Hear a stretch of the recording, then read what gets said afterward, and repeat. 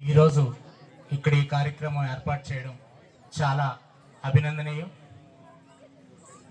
ప్రపంచానికి సంస్కృతిని సాంప్రదాయాన్ని నేర్పినటువంటి పుణ్యభూమి, కర్మభూమి మన దేశం భారతదేశం.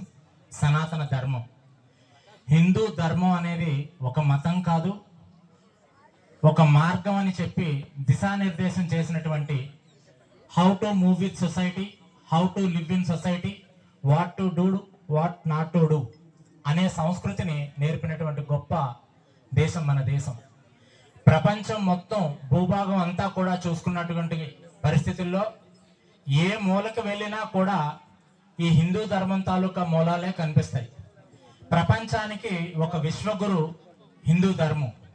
పరమాత్మ శ్రీకృష్ణ పరమాత్మ జగద్గురువుగా భగవద్గీత ఈ భూమి మీద జనించే ప్రతి సమస్యకి కూడా పరిష్కారాన్ని చూపింది భగవద్గీత.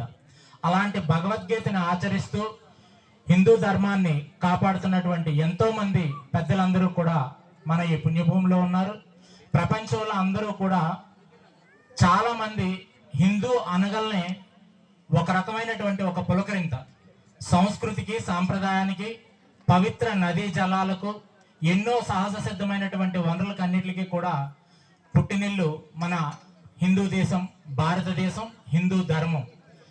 అలాంటిది ఈరోజు పాశ్చాత్య నాగరికత మోజులో పడి ఎన్నో విపరీతమైనటువంటి పరిణామాలు చోటు చేసుకుంటున్నటువంటి ఇలాంటి పరిస్థితుల్లో మన ధర్మాన్ని మనం రక్షించుకోవడానికి, మన ధర్మాన్ని మనం కాపాడుకోవడానికి ఇలాంటి కార్యక్రమాలు ఏర్పాటు చేసుకోవాల్సినటువంటి పరిస్థితి ఏర్పడింది.